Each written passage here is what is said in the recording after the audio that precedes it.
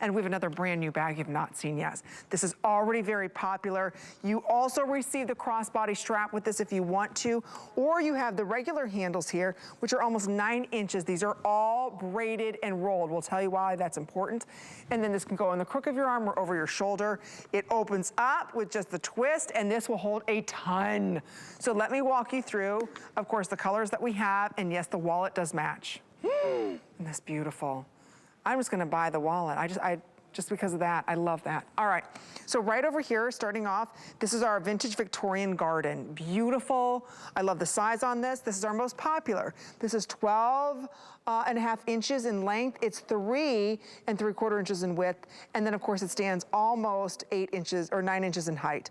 So there's that. Next to that, this is what we are calling our garden rustic forest. This also, I just want to point out, has a little pocket on the back. Then we also have oh, I love the tooled leather. A little partial. This is the British tan tooled. Look, that's all one piece. You saw how that was manufactured, how that was pressed down. Look at the highs and lows on that, that's exquisite. Oh my goodness, look at that. Isn't that fabulous? Okay, and then next to that, we have it for you in what we are calling the smoked tooled. And look at, there's 3 dozen in the matching wallet. Okay, so that's it, that's all we have. If you wanna do the matchy, if you can do it, ladies, you have to do that. And last call now, we're putting out in the tooled. Oh, Patricia, I don't know where you wanna start on these. These are, again, another winner. These are exquisite bags. Yes, you know, when I've gone and shopped vintage all over Europe, you always find, even in the US, that I would call it like that dum-dum satchel from the 50s and 60s, and it was kind of this shape. But over time, I started to really appreciate just the history of it and the beauty of it. And I thought, what if I modernize this? What if I put pockets on it, crossbody strap, a twisted rope handle, did some beautiful prints on it or tooling on it, and all of a sudden this bag became the coolest retro boho. You know, I just have women, we just launched it here, and I can't tell you how on social all the buzz it is about this bag right now. Oh, so I bet. It's so awesome that you can bring something back that was considered maybe like an old-fashioned bag back in its day, and now it is so fresh and cool and just absolutely beautiful for any age. So let's talk a little bit about the tooling that we're seeing. Now this is very different, ladies, and I just want to point out, last call goes in these matching wallets. So if you're even thinking about these wallets, you've got to be ordering now, or these wallets are done. I don't know if they're ever going to come back. The hardware is out of this world. It's almost like something that should be wearing around your neck. It's that perfect. So when we look at this tooling, again, the way that the front of the bag has this tooling, there's highs, lows, it's all one piece of leather. I have to stress that it's not patched together. This is all burned by hand. All the edges are. Look at that bag. So here's, again, that matching wallet. I just want to share with you, last call, there's 13. That's all we have remaining in this. That's it. Look at that. Is that gorgeous? So anyway, there's that wallet. I just want to share it with everybody. Explain to us how they do these handles, because it's very different. Yeah. Well, back in the day when handbags weren't really something that everyone prioritized making out of leather, after they finished all their farm products, you know, whether it be the horse feed bag, saddles, bridles, all the other things they made with the leather, all leftover pieces, they would create handbags out of those. And one of them was rope. And so they started twisting the rope, and then they would stretch the leather over it and sew it with a single stitch machine. Well, what I found is it was in so many of these, especially Italian bags that I had, that I started to realize they had a nice natural grip to them. That I thought, you know what, that feels good in my hand. And then if you were to put it in the crook of my arm, it just stays there. It doesn't slip down. You know how sometimes a flat strap just kind of keeps falling off your shoulder, or you hold it in your hands and it kind of cuts into your hand. This doesn't. It just forms to your hand. It feels great on your forearm. So it's just ended up being an incredible handle. And then I got it. I said, I get it. After all those decades of when they first started making it, they still continued to use that technique. Look at this bag will hold a ton, even though it's very lightweight. Yes. Look at the frame. See how that opens up? Again, that's a lot of beautiful hardware here, but it's not heavy hardware. So when you open it up, you can get, oh my gosh, look, we have an umbrella. Lots of ibuprofen, you know why? We need that here. And then we got, you know, journals, iPads, so many different things, lipsticks, you know, toothpastes, whatever, toothbrushes, phones, glasses. That's not even what's in that privacy. We didn't even put anything in this pocket. Then over here you've got, again, another pocket that's all gusseted right there. Then you even have a pocket on the outside of the bag. So whether if you want to put your phone or something else inside of there. Oh, we did, we put mascara? No. Eyeshadow, I mean, this really holds a lot and it's very lightweight. My gosh, you get basically everything but the kitchen sink. There you can see how you can hook on that crossbody strap that's also included.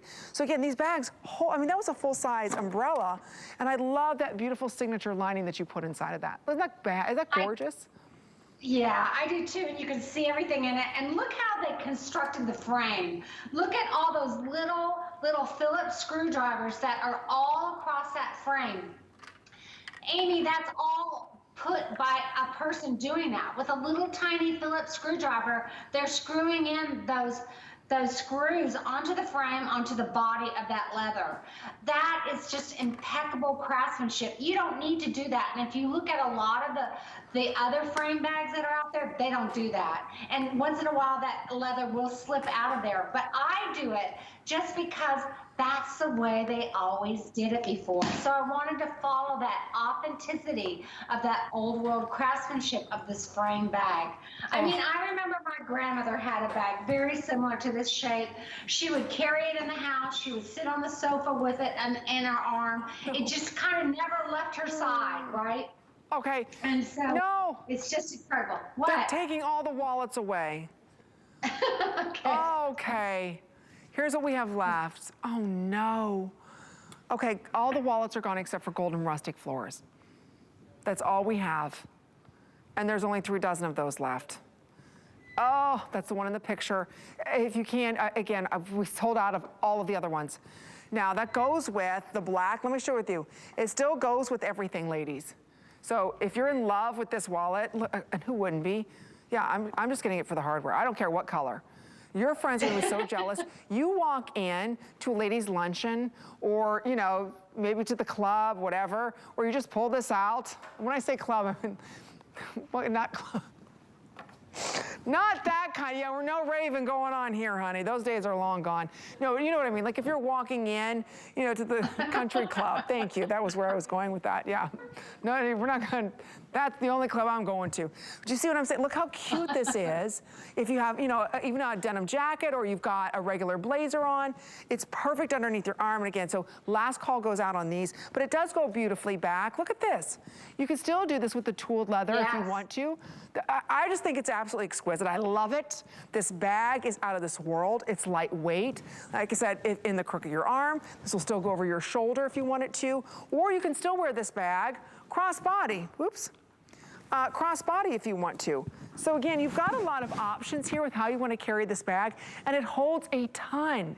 So it's $188.75.